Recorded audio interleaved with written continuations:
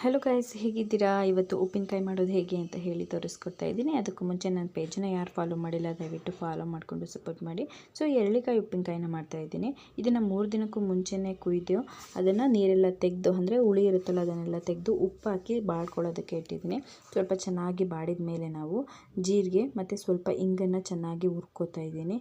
ನಂತರ ಇದಕ್ಕೆ ಸ್ವಲ್ಪ ಒಣಮೆಣಸಿನ್ಕಾಯಿನೂ ಕೂಡ ಹುರ್ಕೋಬೇಕು, ಹಾಗೆ ಸಾಸಿವೆನೂ ಕೂಡ ಹುರ್ಕೋಬೇಕು. ಸಾಸಿವೆ ಹಾಕೋದ್ರಿಂದ ಉಪ್ಪಿನಕಾಯಿ ರುಚಿ ತುಂಬಾ ಚೆನ್ನಾಗಿ ಬರುತ್ತೆ.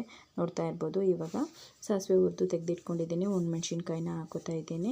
ಸೊ ಕೆಲವರು ಖಾರದ ಪುಡಿನ ಹಾಕ್ತಾರೆ, ನಾನು ಒಣಮೆಣ್ಸಿನ್ಕಾಯಿನ ಹಾಗೆ ಡ್ರೈ ರೋಸ್ಟ್ ಮಾಡಿ ಇಲ್ಲಿ ಮಿಕ್ಸರ್ಗೆ ಹಾಕೋತಾ ಇದ್ದೀನಿ. ನಂತರ ಇದನ್ನು ಮಿಕ್ಸಿಗೆ ಹಾಕೊಂಡ್ಮೇಲೆ ಇದಕ್ಕೆ ಸ್ವಲ್ಪ ಮೆಂತ್ಯನೂ ಕೂಡ ಆ್ಯಡ್ ಮಾಡ್ಕೋಬೇಕಾಗತ್ತೆ.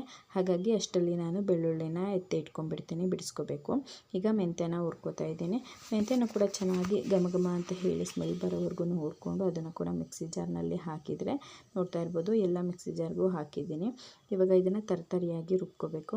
ಎಷ್ಟಾಗಿದೆ ಇವಾಗ ನಾವು ಸ್ವಲ್ಪ ನೀರು ಹಾಕಿ ರುಬ್ಕೋಬೇಕಾಗುತ್ತೆ. ಮುಂಚೆನೇ ನೀರು ಹಾಕಿದ್ರೆ ಇದು ಫೈನ್ ಪೇಸ್ಟ್ ಆಗೋದಿಲ್ಲ. ಹಾಗಾಗಿ ಇವಾಗ ನೋಡ್ತಾ ಇರ್ಬೋದು ಪೇಸ್ಟ್ ಎಲ್ಲ ರೆಡಿ ಆಗಿದೆ. ಇದನ್ನು ನಾವು ಉಪ್ಪಿನಕಾಯಿ ಜಾಡಿ, ನೀವು ಪಿಂಗಾಣಿದಾಗಿರ್ಬೋದು, ಗ್ಲಾಸ್ದಾಗಿರ್ಬೋದು, ಪ್ಲಾಸ್ಟಿಕ್ದಾಗಿರ್ಬೋದು, ಯಾವುದಕ್ಕಾದ್ರೂ ಹಾಕಬಹುದು. ನಾನಿಲ್ಲಿ ಒಂದು ಪ್ಲಾಸ್ಟಿಕ್ ಜಾರಿಗೆ ಹಾಕೋತಾ ಇದ್ದೀನಿ. ಈ ರೀತಿಯಾಗಿ ನೀರನ್ನು ರುಬ್ಬೋದಕ್ಕೆ ಹಾಕಿರ್ತೀವಲ್ಲ ಅದಷ್ಟೇ ಸಾಕು. ಮತ್ತೆ ನೀರನ್ನು ಹಾಕಿದ್ರೆ ಉಪ್ಪಿನಕಾಯಿ ಕೆಟ್ಟೋಗ್ಬಿಡುತ್ತೆ. ಎಣ್ಣೆನೂ ಕೂಡ ಬಳಸಬೇಡಿ. ಈಗ ಏನಾದರೂ ನಾವು ಇಟ್ಕೊಳ್ತು ಅಂತಂದರೆ 6 ತಿಂಗಳು ವರ್ಷದವರೆಗೂ ಕೂಡ ನಾವು ಉಪ್ಪಿನಕಾಯಿನ ಆರಾಮಾಗಿ ಇಟ್ಕೊಂಡು ತಿನ್ಬೋದು.